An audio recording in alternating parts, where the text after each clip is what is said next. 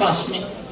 मैंने सोचा मैं तो 45 साल का, मुझे 100 साल 55 साल और जीना है, मैं केवल स्कूल कॉलेज में ही मस्त हूँ, मुझे भी पानी के लिए कुछ करना चाहिए। उद्देश्य तो मिल गया कि पानी के लिए करना है। मैंने संकल्प लिया, मुझे कुछ आता जाता नहीं था कि मैं पानी के लिए क्या करूं। अब देखिए, जहां चाह वहां राह। आप इसमें से अगर चाहोगे तो आपके मतलब की बात निकल आएगी। इसलिए मैं अपनी एक छोटी स्टोरी रखने का प्रयास करता हूं। कहानी बहुत लंबी है क्योंकि 16 वर्षों का काम है, 16 मिनट में शायद संभव नहीं होगा। तो मैंने क्या करूं भाई, मैंने भारत सरकार को एक पत्र लिखा कि मैं पानी के क्षेत्र में कुछ काम करना चाहता हूं, मुझे ट्रेनिंग की आवश्यकता है। और देखिए, जहां चाह वहां राह। भारत सरकार जल संसाधन मंत्रालय उस समय हुआ करता था, जल शक्ति मंत्रालय बन गया है। तो वहां से एक पत्र आता है कि आपको मई जून के माह में 10 दिन का एक ट्रेनिंग कैंप होने जा रहा है, जिसमें विशेष रूप से आईएएस अधिकारी होंगे देश के। उनका एक प्रोटोकॉल होता है, साल भर में एक ट्रेनिंग उनको पर्टिकुलर चीज की करनी होती है। तो आप भी वहां पहुंच जाइए। अच्छा, मई जून का महीना मेरे यहाँ समर वेकेशन होता। मैंने कहा ये तो बिन मांगी मुराद पूरी हो गई। और ट्रेनिंग सेंटर जो था एडमिनिस्ट्रेटिव एकेडमी नैनीताल, उस सर्दियों में ट्रेनिंग का आनंद, मैंने सोचा चलिए निकल चलता हूँ। खैर वहां ट्रेनिंग हुई, बड़ा अच्छा कुछ वहां से हमने सीखा। सीखने के बाद एक कार्यक्रम के दौरान हमें गांधी कुटी अल्मोड़ा जनपद में पड़ती, वहां हमने संकल्प लिया कि आज के बाद से मुझे जो काम करना है, पानी के लिए जीना है, पानी के लिए काम करना है और पानी के लिए ही कुछ विशेष रूप से ऐसे काम करना है जिसके लिए मैं तो जाना जाऊं और पानी भी बचे। है, इस यात्रा को आगे बढ़कर निकल चुकी है। अच्छा, अब सीधी सी बात एक और आती है, ना तो मैं कोई वीआईपी हूं ना मंत्री हूं, तो मैंने सोचा क्या करूं भाई कि लोग मुझे सुने।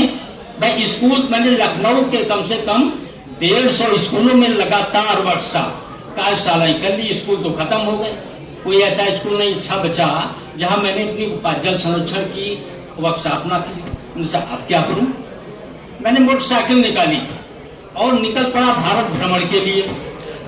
तब तक मैंने, और कुछ ऊपर मां सरस्वती की भी कृपा रही है कि मैं लिखता भी हूं, एक साहित्यकार कवि भी हूं। तो मैंने सोचा क्या करूं, मैंने डफली बजाना सीखा और मोटरसाइकिल निकाला। तो पहली यात्रा मैं लखनऊ से निकला, दिल्ली हरियाणा राजस्थान होते हुए फिर मैं लखनऊ आ गया। जहां चौराहा मिला डफली बजी और गाना गाया। क्या गाना गाया, बूंद बूंद जल को ना तरसे, प्यारा हिंदुस्तान चलाएं जल संरक्षण अभियान। इस तरह के कहीं गाने, कहीं लोकगीत, हर जगह मैं लोगों के बीच में भाता गया और मेरी टीमें भी बनती गई। जहां मैं गया, आज हरियाणा में एक बड़ी अच्छी टीम काम कर रही है, दिल्ली में काम कर रही है, राजस्थान में काम कर रही है, और आप जैसे युवा, क्योंकि मेरी ताकत क्या है, आप जैसे युवा है। और युवाओं को मैंने अगर जगा दिया तो मुझे सोने का नंबर आ जाएगा, मुझे आराम करना है। फिर हमारा युवा जब काम करेगा तो मुझे आराम ही करना है। फिर ये हुआ कि भाई ये तो हो गया, अब क्या करें। मैं ग्रामीण हूं, गांव का किसान का बेटा हूं। कुछ दिक्कतें जो सिंचाई की आती है कि किसान इतना महंगा डीजल और खेत में जो उसकी आदतें हैं, जब तक पूरा खेत भर ना जाए इंजन चलता रहे, इतना डीजल लग जाए। मैंने सोचा इस पर कुछ करना चाहिए। तो मैंने विचार किया जल चौपाले में लगाता हूं, गांव में जाकर सिंचाई कब करो, सिंचाई की क्या क्या तकनीकी होती हैं, उनके माध्यम से आप किस समय सिंचाई करो। इस पर मैंने 25 ग्राम पंचायतों में लगातार जल पंचायतें की और उन पंचायतों के साथ ही साथ एक जो मुझे दुख होता था कि पौराणिक काल में कुआं, तालाब, बावड़ी बनाना बड़े ही पुण्यतम कामों में से जाना जाता था, माना जाता था। और आधुनिक युग में चूंकि अब उसकी आवश्यकता नहीं है, क्या, कुओं की, तो थोड़ा सा धर्म का पुट उसमें शामिल किया, थोड़ा सा उनको ब्लैकमेल करने की भी हमने कोशिश की, ब्लैकमेल प्यार से, उस तरह ब्लैकमेल नहीं किया। क्या ये कुआं आपके परदादा ने या दादा ने बनवाया था और ये पट रही है, इसमें जानवर गिर रहे हैं, या खतरे की घंटी बनी हुई है आपकी कुआं, थोड़ा सा पैसा इस पे खर्च कर दो, इसकी जगह ऊंची कर दो और ये रेन वाटर हार्वेस्टिंग की, रेन वाटर रिचार्जिंग की बिल बनाई जा सकती है। किसानों को बहुत अच्छा लगा, काफी लोगों ने सहयोग किया।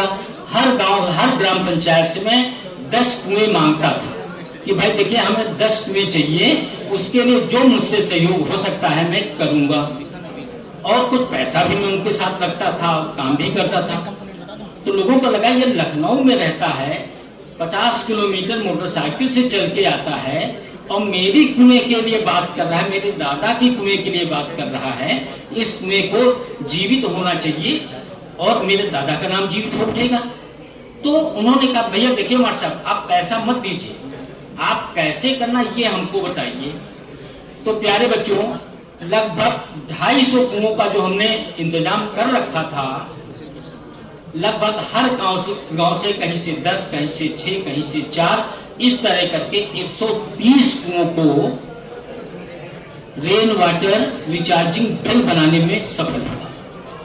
कहा कोई नहीं जानता था, और हर बिल पर किसी ने 10,000 खर्च किए, किसी ने 5,000 खर्च किए, पैसा खर्च। हाँ, एक चीज मैं जरूर ले जाता था, उनके दादा परदादा का नाम, वो लखनऊ रहता तो एक पत्थर छोटा सा बनवाता था, 150 से 200 रुपए के बीच बनता, मैं वहां जाकर लगवाता था। सारे लोग इतना खुश।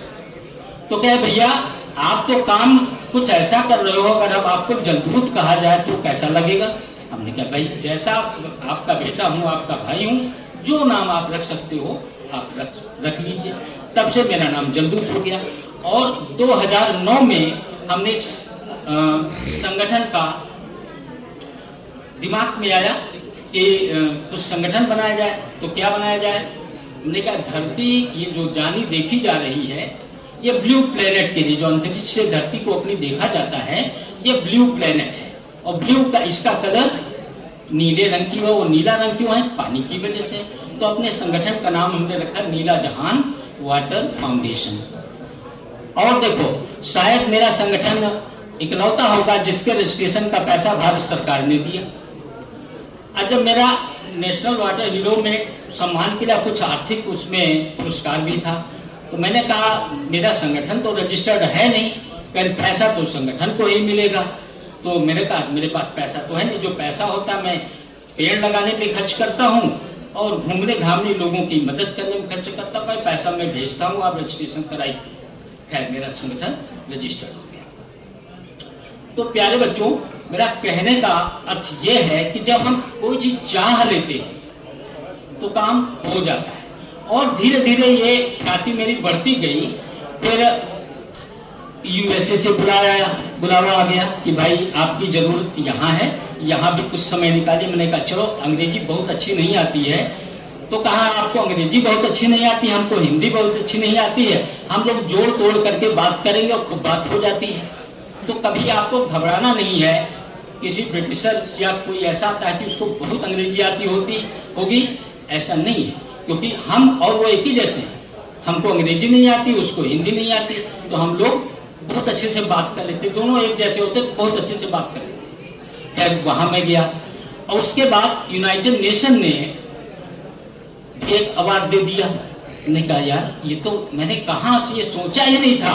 मेरा काम तो था कि जमीनी स्तर पर जल संरक्षण के लिए, तालाब झील पोखर के संरक्षण के लिए जागरूकता लाना। हाँ, गांव में जाता तो फावड़ा उठाना। देखिए काम आगे आपको बढ़ना ही पड़ेगा। आप सोचो ये कर दो वो कर दो, डायरेक्टर बन के गाँव वाले भगा देंगे। अगर उनसे पहले भैया पहला फावड़ा मैं मारूंगा और फावड़ा आप हाथ में ले लोगे तो वो कतई आपको फावड़ा छूने नहीं देंगे। नहीं साहब आप बैठिए, आप शहर से आए हो, आप बैठिए, हम लोग कर लेंगे।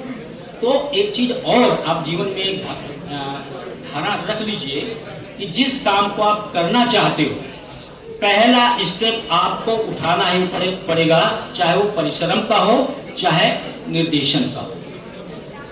खैर इस तरह चलता रहा। फिर चूंकि साहित्यकार हूं और इन यात्राओं में मैंने विशेष रूप से नदियों को के पास में गया नदियों के बारे में स्टडी किया और लगभग 250 नदियों का अध्ययन हमने इन 8 प्रदेशों में किया और उन नदियों की हमने लिखी नदी कथाएं, जिसका नाम हमने दिया अधश्री नदी कथा। तो मैंने सोचा भाई कथाएं कहने में भागवत कथा होती, श्री कृष्ण कथा होती, महाभारत कथा होती, तो मैं नदी कथा कहता हूं। तो मैंने नदी कथा के माध्यम से अलग जगाना शुरू किया, नेटवर्क पर आई और ये कथाएं इतनी अच्छी पॉपुलर हुई कि जिलाधिकारी प्रयागराज ने इनवाइट किया, भाई नदी कथा इंटरनेट पे ही कहोगे कि फिजिकली आ सकते हो। मैंने कहा आपका आदेश हो, मैं चलाऊंगा। तो प्रयागराज में मैं नदी कथा कहने गया, बनारस नदी कथा कहने गया, सिकोहाबाद नदी कथा कहने गया। फिर नेपाल के शाही परिवार के कुछ लोग जो दूर के हैं उन्होंने कहा भाई नेपाल भी आइए, हम भी आपकी नदी कथा सुनना चाहते हैं। हमने कहा बिल्कुल सुनो। मैं नेपाल भी नदी कथा कहने गया। तो नदी कथाओं के माध्यम से हमने, क्योंकि ज्यादातर कुछ नदियों के बारे में हम लोग जानते हैं, गंगा यमुना सरस्वती इनके बारे, तो हमने जब 250 नदियों की कथाएं लिखी तो बहुत पॉपुलर हुई। क्योंकि ये बड़े बजट की पुस्तक थी, पुस्तक नहीं लेकिन ये हमारे पास पांडुलिपि में मौजूद है। इसके बाद हुआ कि लेक्चर, अब आते हैं कि लेक्चर सुनने की आदत सबकी नहीं होती, मेरी भी नहीं है कि बड़ा लेक्चर दिया जाए या बड़ा लेक्चर कोई सुने। इसका कोई रास्ता निकालना पड़ेगा, कम शब्दों में अपनी बड़ी बात कह देना। तो मुझे रहीमदास जी की याद आ गई। मैं अपने विचार रख रहा हूँ, कोई लेक्चर नहीं दे रहा। रहीमदास जी की याद आ गई। रहीमदास जी का एक दोहा शायद सबको पता है, रहीमन पानी राखिए इन पानी सब सून, पानी गए न उबरे मोती मानुष। अब इस दोहे में, 2 लाइन के दोहे में जल संरक्षण का पूरा आशय और पूरा मंतव्य समाया हुआ। हमने कहा रहीमदास जी से क्यों शिक्षा न लूं, तो मैंने जलदूत के दोहे लिख डाले। 121 दोहों की एक पुस्तक तैयार हुई, जिसमें केवल और केवल पानी, पेड़, पर्यावरण से संबंधित दोहे हैं। कुछ दोहे हम आपको सुनाएंगे भी, 2-4 दोहे, ज्यादा नहीं।